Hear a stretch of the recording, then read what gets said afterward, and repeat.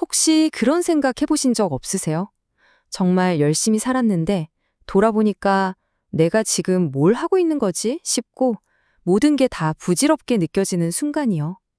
오늘은요, 바로 그 허무함이라는 감정을 기독교적인 관점에서 어떻게 바라보고 또 넘어설 수 있는지 그 실마리를 한번 찾아보려고 합니다. 와, 시작부터 정말 강렬하죠? 이게 무려 수천 년 전에 쓰인 성경의 한 구절인데요. 인생이 허무하다는 이 느낌이 우리 시대만의 고민은 아니었나 봐요. 이 구절 꼭 요즘 우리들의 마음을 그대로 복사해서 붙여넣기 한 것 같지 않으세요? 그런데 이 오래된 허무함이 지금 우리가 겪고 있는 문제랑 또 딱 연결이 됩니다.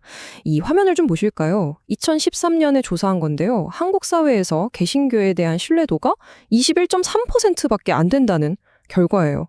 많은 분들이 삶의 의미를 찾고 싶어서 교회를 보는데 어쩌면 교회가 그 답을 시원하게 주지 못하고 있다는 어떤 신호일 수도 있겠죠. 자, 그럼 모든 것이 헛되다는 이 성경의 외침이랑 오늘날 교회의 신뢰도 문제, 이 둘을 어떻게 봐야 할까요? 혹시 신앙이라는 게 그냥 원래 인생은 다 그런 거야 하면서 우리의 절망감만 확인시켜주는 건 아닐까요? 오늘 이 질문에 대한 답을 한번 제대로 찾아보겠습니다. 자, 그래서 우리가 제일 먼저 좀 깨부수고 가야 할 오해가 하나 있습니다.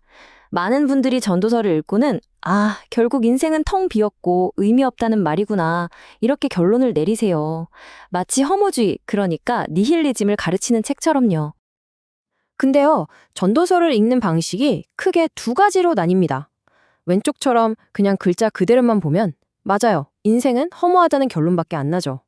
하지만 김중은 박사 같은 신학자들은 전혀 다르게 봐요. 이건 사실 하나님 없는 삶이 얼마나 공허한지를 일부러 극단적으로 보여주면서 역설적으로 강조하는 아주 고도의 문학적 장치하는 거예요. 그리고 여기에는 아주 확실한 근거가 있습니다. 전도서 저자가 계속 헛되다 하면서도 창조주 하나님을 가리키는 엘로힘이라는 단어를 무려 40번 넘게 사용하거든요. 이것만 봐도 딱 알 수 있죠. 이 책의 목적이 허무함 그 자체가 아니라 철저하게 하나님 중심의 관점을 세우려는 거라는 걸요. 자, 그럼 이제부터가 진짜 재밌어집니다. 전도서의 메시지를 완전히 새롭게 보게 될 비밀 코드가 하나 있거든요. 같이 한번 풀어볼까요? 바로 올람이라는 히브리어 단어입니다. 이게 바로 전도서를 이해하는 열쇠예요.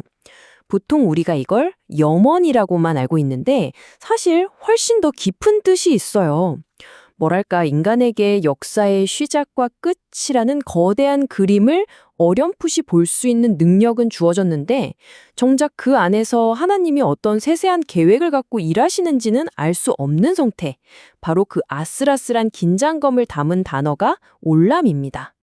바로 이 구절에 올람이 나오죠.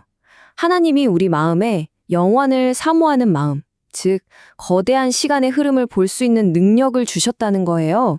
하지만 동시에 그분의 계획 전체를 다 파악할 수는 없게 만드셨다는 거죠. 이 구절이야말로 우리가 왜 한편으로는 이 혼란스러운 세상 속에서 답답해하면서도 다른 한편으로는 분명 무언가 더 큰 의미가 있을 거라고 계속 갈망하는지 그 이유를 정말 정확하게 짚어주고 있습니다. 자, 이제 두 번째 문제로 넘어가 볼게요. 이게 어쩌면 현대 기독교인들이 가장 많이 빠지는 함정일 수도 있는데요. 바로 신앙을 내 삶의 일부분으로만 생각하는 거예요. 마치 주말에만 즐기는 취미처럼요. 일요일에는 경건한 신자였다가 월요일 아침 회사에 출근하는 순간 그냥 세상 사람이 되어버리는 거죠. 이런 생각을 신앙 용어로는 이원론이라고 합니다. 거룩한 영역, 그러니까 교회나 기도 같은 건 하나님과 관련이 있고, 세속적인 영역, 그러니까 내 직장 생활이나 예술, 정치 같은 건 하나님과 상관없다고 딱 나눠버리는 거죠. 이게 정말 치명적인 게 결국 우리의 신앙을 월요일부터 토요일까지의 삶과는 아무 상관없는 그들만의 리그로 만들어버린다는 겁니다. 이 이원론이 어디서부터 시작됐냐면요. 근본적으로 생각하는 방식의 차이에서 온 거예요. 왼쪽의 헬라, 즉 그리스 철학에서는 안다는 게 주로 머리로 이해하고 분석하는 지적인 활동을 뜻했어요. 지식과 행동이 분리될 수 있는 거죠. 그런데 오른쪽의 히브리적 사고에서는 안다, 즉 야다라는 말이 단순히 머리로 아는 걸 넘어서서 직접 경험하고 관계 맺고 살아내는 걸 의미합니다. 지식과 삶이 하나인 거예요. 만약 우리의 신앙이 말로만 남고 삶으로 나타나지 않는다면 우리도 모르게 이 헬라적 사고에 더 익숙해져 있는 건 아닌지 한번 돌아볼 필요가 있습니다. 자, 이번은 정말 많은 분들이 오해하고 있는 한 가지 사례를 좀 짚어보려고 해요. 바로 세속 문화와 소통하려는 시도는 뭔가 믿음이 약하거나 타협하는 거라는 생각에 대한 이야기입니다. 그 대표적인 예로 항상 거론되는 게 바로 사도 바울의 아테네 설교예요. 아테네 철학자들 앞에서 했던 아주 유명한 설교죠. 많은 사람들이 이걸 실패한 설교라고 평가하는데요. 과연 정말 그럴까요? 보통 비판의 내용이 이렇습니다. 바울이 똑똑한 철학자들 눈높이에 맞추려고 괜히 어려운 말을 쓰다가 복음의 핵심 능력을 다 희석시켜 버렸고 결국 별다른 성과도 없이 끝났다는 거죠. 그래서 아테네에는 교회가 세워지지 못했다. 이런 식으로까지 이야기가 흘러갑니다. 하지만 아주 저명한 신학자인 디터 베츠 교수는 이런 주장에 대해서 a sheer nonsense, 우리말로 하면 완전한 헛소리라고까지 말하면서 강하게 반박합니다. 표현이 정말 단호하죠? 도대체 왜 이렇게까지 이야기했을까요? 답은 성경에 그대로 나와 있습니다. 직접 팩트체크를 해보자는 거죠.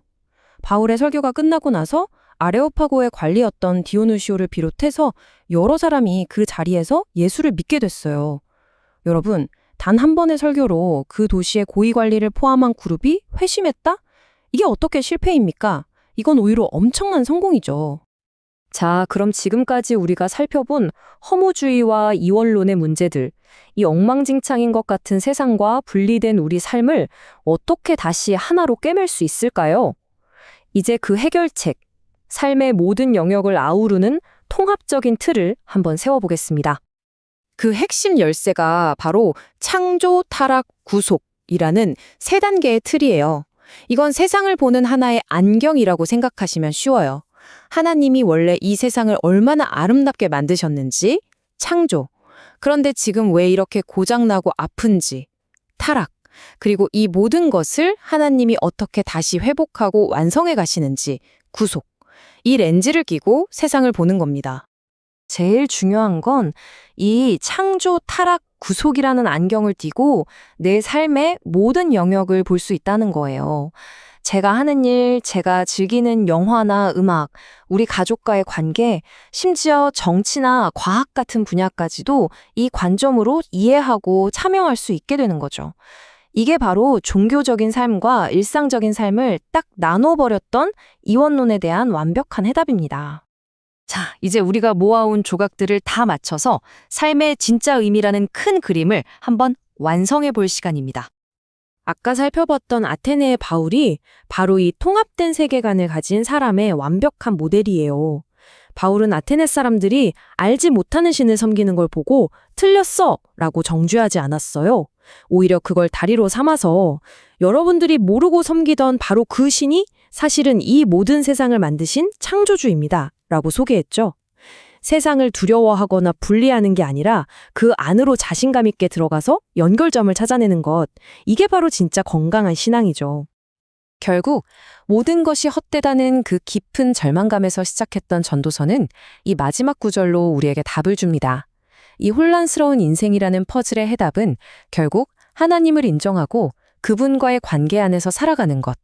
그것이 바로 인간이 마땅히 해야 할 일, 즉 본분이라는 선언입니다. 허무함을 뚫고 나아갈 분명한 방향을 제시해 주는 거죠. 마지막으로 여러분께 질문 하나를 던지면서 마무리하려고 합니다. 우리가 살면서 느끼는 이 허무함과 혼란스러움, 이게 어쩌면 우리 인생의 잘못된 버그가 아니라 오히려 우리가 진짜 의미의 주인이신 창조주를 찾도록 만들어진 의도된 기능은 아닐까요? 이 질문에 대한 답을 찾아가는 그 여정 자체가 우리 인생의 의미가 될 수 있을 겁니다.